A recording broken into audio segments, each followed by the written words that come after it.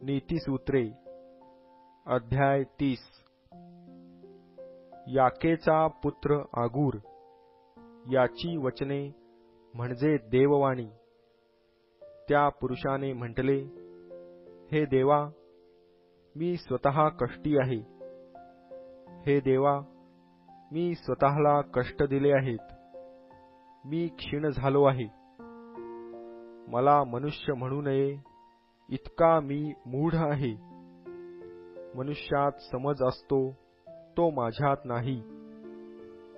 परमपवित्राचे ज्ञान मला व्हावे इतके सुज्ञान मी शिकलो नाही।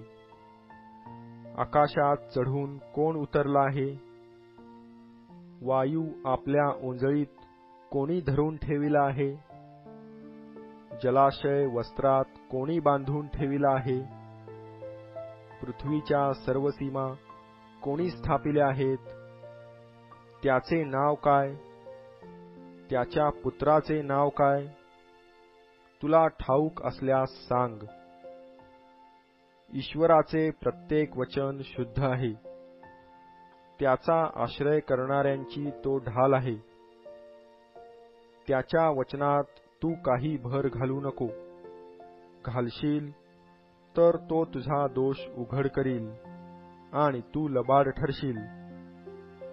मी तुझजवळ 2 वर मागतो। मी मरण्यापूर्वी ते मला दे, नाही म्हणू नको। व्यर्थ अभिमान व लबाडी मजपासून दूर राख।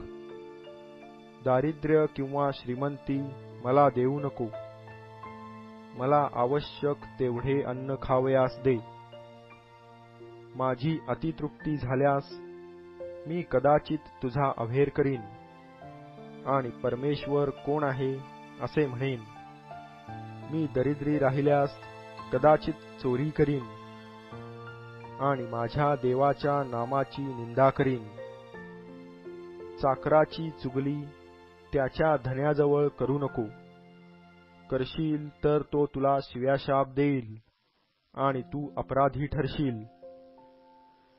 बापाला शाप देणारा व तुला आशीर्वाद प्राप्त होवो असे आईला न म्हणणारा अशा लोकांचा एक वर्ग आहे। आपला मळ धुतलेला नसता आपल्या मते स्वतःला शुद्ध समजणारा असा एक वर्ग आहे।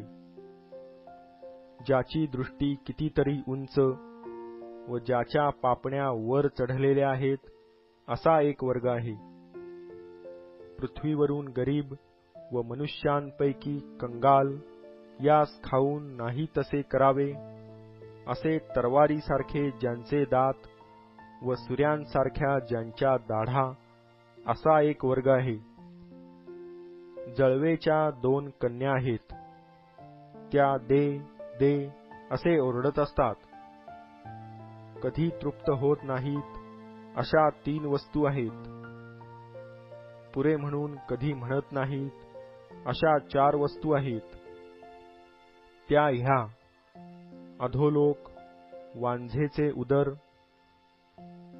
पाण्याने कधी पोट भरत नाही अशी पृथ्वी, पुरे म्हणून कधी न म्हणणारा अग्नी। जो डोळा बापाची थट्टा करीतो, आईचे ऐकणे तुच्छ मानतो, त्याला खोऱ्यातले डोमकावळे टोचून बाहेर काढीतील। त्याला गिधाडांची पिले खाऊन टाकीतील। 3 गोष्टी माझ्या समजापलीकडे आहेत। 4 मला कळत नाहीत।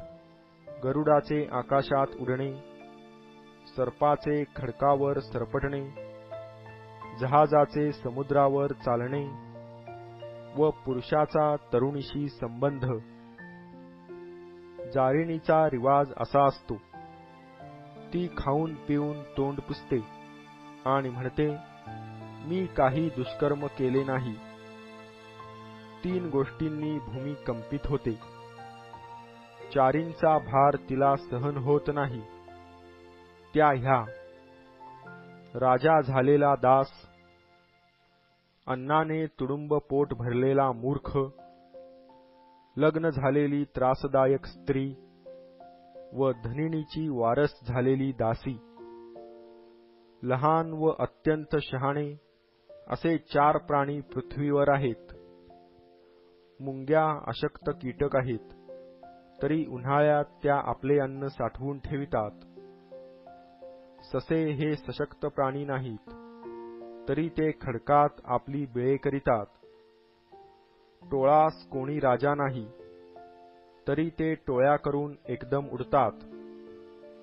पाल हाताने धरिता येते, तरी ती राजमहालात असते. डौलदार चालणारे 3 प्राणी आहेत. चौघांची चाल सुरेख आहे.